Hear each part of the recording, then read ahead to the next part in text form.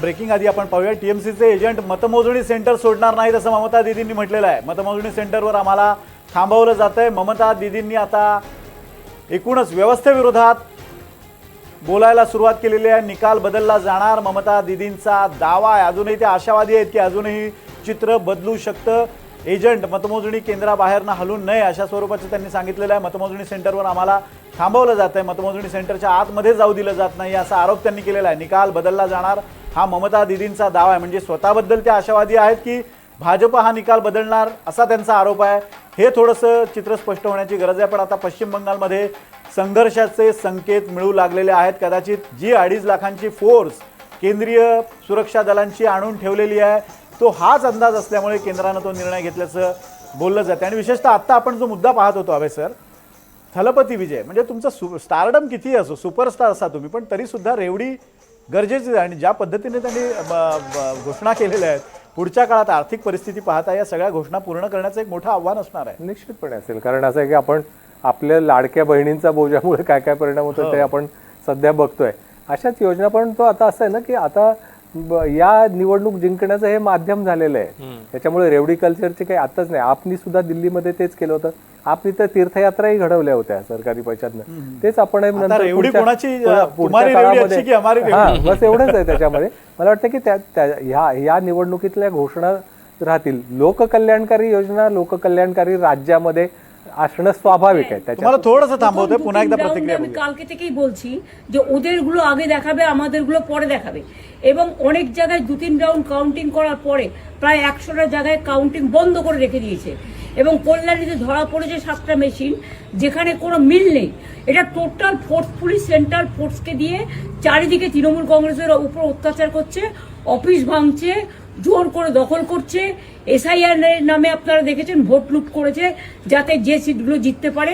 কিন্তু এখনো এমন 70টা সিট আছে 100টা সিট আছে যেগুলো আমরা এগিয়ে আছি সেগুলো বলছে না, টোটালটাই মিথ্যে নিউজ খাওয়াচ্ছে। আগে ডিআইসিও এই খবরগুলো দিত কিন্তু তাকে কালকে চেঞ্জ করে দেওয়া হয়েছে। টোটালটা ইলেকশন কমিশন নিজের ইচ্ছে মতো খেলছে এবং সাথে কেন্দ্রীয় বাহিনীকে নিয়ে, এবং আমাদের পুলিশরা টোটাল মাথা নত করে কেন্দ্রীয় বাহিনীর আন্ডারে কাজ করছে। সুতরাং আমি সব আমাদের কাউন্টিং এজেন্টদের আমাদের সমস্ত পার্টির কর্মীদের বলবো অত মন খারাপ করার কারণ নেই। আমি বলেছিলাম সূর্যাস্তের পরে আপনারা জিতবেন। 3 রাউন্ড 4 রাউন্ড কাউন্ট হলেও এটা 14 রাউন্ড থেকে 18 রাউন্ড কাউন্ট হয়, তখন আপনারা জিতবেন। Wait and see, watch. আমরা সবাই আপনাদের সাথে আছি, আপনারা কেউ ভয় পাবেন না, নিশ্চিন্তে থাকুন। আবার বাঘের বাচ্চার মতো লড়াই করে যাবো। ममता दीदी खेळतायत का असा एक सूर उमटू लागलेला आहे. कारण आयोगाकडून मनमानी सुरू आहे असा त्यांचा आरोप आहे.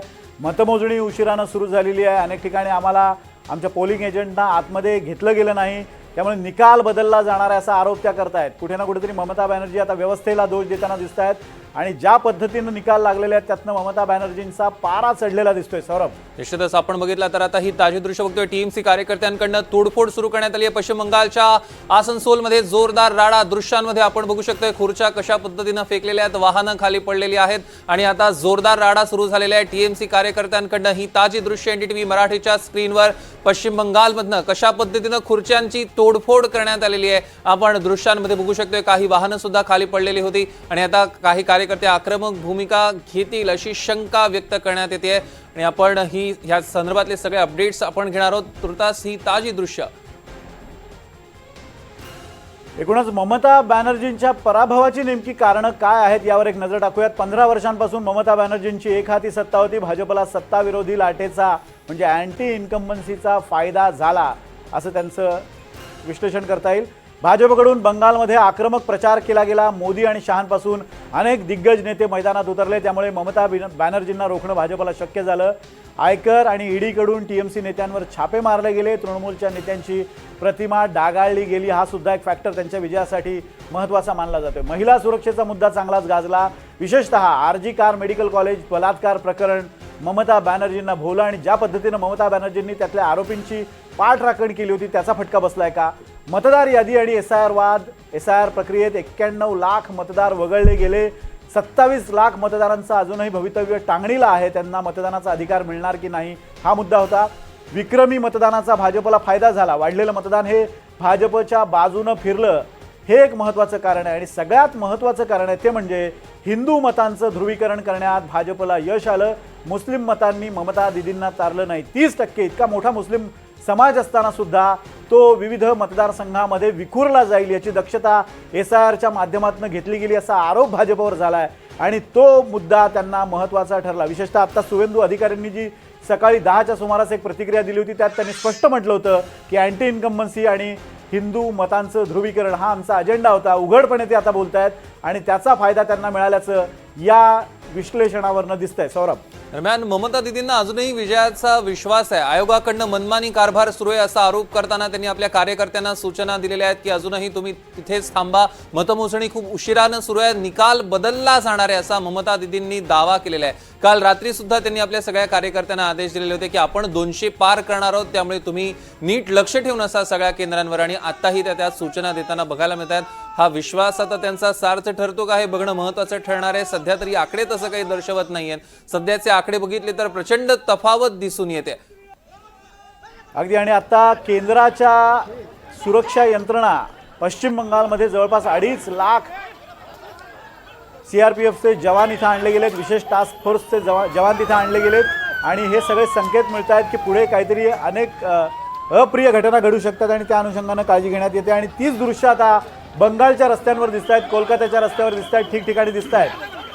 आपण बघतोय पोलिसांकडनं लाठीचार्ज सुद्धा करण्यात येतो. या क्षणाची एक मोठी बातमी आपण बघतोय. पोलीस यंत्रणा मोठ्या प्रमाणात आहेत. भाजप कार्यकर्त्यांकडनं घोषणा दिल्या जातात आणि आता लाठीचार्ज सुद्धा करण्यात आल्या. काही वेळापूर्वी आपण दृश्य बघितली तर ममता दिदींच्या घराबाहेर सुद्धा मोठ्या प्रमाणात घोषणा दिलेल्या होत्या भाजपच्या कार्यकर्त्यांनी. आणि आता सुद्धा आपण दृश्य बघितली, भाजप कार्यकर्ते मोठ्या प्रमाणात रस्त्यावर उतरलेले आहेत. मात्र पोलीस यंत्रणा सतर्क आहे. काही अप्रिय घटना घडू नये यासाठी पोलिसांचं बारीक लक्ष आहे. लाठीचार्ज सुद्धा, सौम्य लाठीचार्ज सुद्धा करण्यात आलेला आहे. आताच्या घडीची ताजी दृश्य आपण पाहतोय.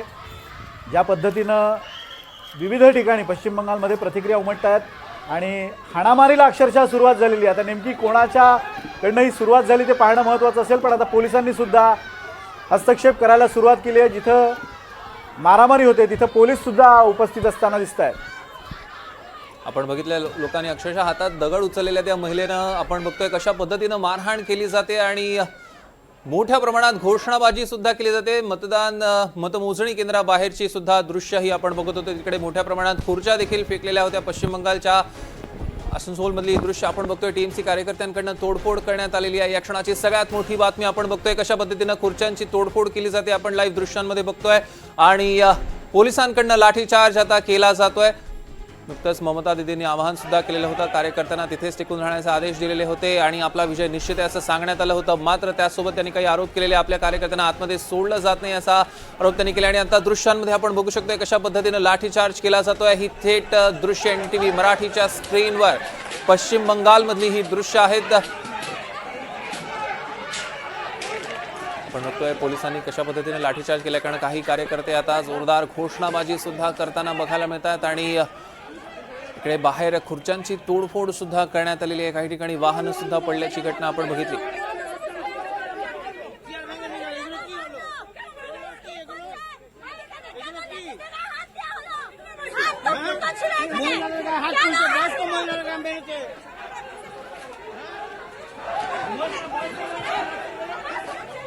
आपण बघतोय कार्यकर्त्यांकडनं काही आरोप करण्यात येतात.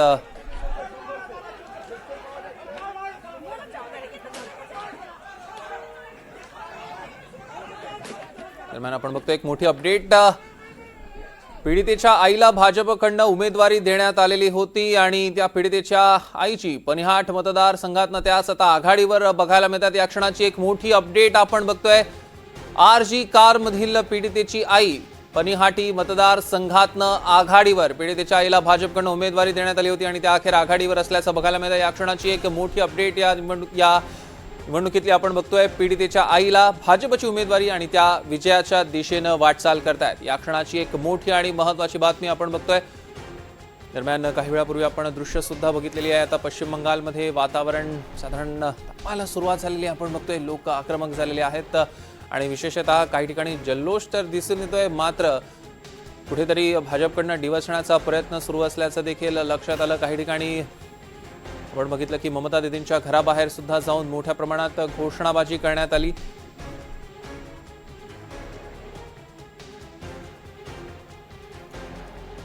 मोठी अपडेट आपण बघतोय। आरजी कार मधील पीडितेच्या आईला भाजपकडून उमेदवारी देण्यात आलेली होती आणि त्या अखेर आघाडीवर आहे। दरम्यान ही दृश्य आता आपण बघतोय थेट पश्चिम बंगाल मधली ही दृश्य आहेत। वातावरण आता तापायला सुरुवात झालेली आहे। पोलीस यंत्रणा मोठ्या प्रमाणावर, पोलीस प्रशासन रस्त्यावर आहे आणि लाठीचार्ज सुद्धा केला जातोय। आपण बघतोय अक्षरशः काही कार्यकर्ते आक्रमक झालेले होते, त्यांच्यावर आता लाठीचार्ज केला जातोय। पश्चिम बंगाल मधली ही सध्याची लाईव्ह दृश्य। काहीसं वातावरण तापलेलं आहे आणि पीडितेच्या आईला उमेदवारी देण्यात आलेली होती, त्यानंतर आता कार्यकर्ते भडकलेले आहेत। पश्चिम बंगालच्या आसनसोलमध्ये जोरदार राडा पाहायला मिळतोय। मतदान प्रक्रियेवेळी सुद्धा हिंसाचार झालेला होता आणि आता मतमोजणी प्रक्रियेदरम्यान सुद्धा तसंच काहीसं चित्र। याच सगळ्याच्या अनुषंगानं केंद्रीय पोलिसांचं पथक सुद्धा इथे तैनात करण्यात आलेलं होतं। पश्चिम बंगालच्या आसनसोलमध्ये जोरदार राडा झालेला आहे। तातडीनं पोलिसांनी आता कारवाई करण्यास सुरुवात केली आहे, कारण टीएमसी कार्यकर्त्यांनी मोठ्या प्रमाणात तोडफोड केली आहे। या क्षणाची सगळ्यात मोठी बातमी आपण बघतोय। पश्चिम बंगाल मधली थेट दृश्य एनडीटीव्ही मराठीच्या स्क्रीनवर आपण बघत होतो। पश्चिम बंगालमध्ये आसनसोलमध्ये जोरदार राडा झाला आणि टीएमसी कार्यकर्ते आता आक्रमक झालेले आहेत। काही वेळापूर्वीच आपण बघितलं ममता दीदींनी कार्यकर्त्यांना आवाहन केलेलं होतं, तुम्ही कुठेही जाऊ नका, तिथेच राहा, आपला विजय होणार हे निश्चित असल्याचं त्यांनी म्हटलं आणि सोबतच त्यांनी काही आरोप सुद्धा केलेले। आम्हाला मतमोजणी केंद्रापर्यंत जाऊ दिलं जात नाहीये, आपल्या कार्यकर्त्यांना जाऊ दिलं जात नाही, अशा पद्धतीचा आरोप सुद्धा त्यांनी केलेला होता। आणि त्यानंतर आपण आता बघतोय एक आता बाहेर आता राडा सुरू झालेला आहे।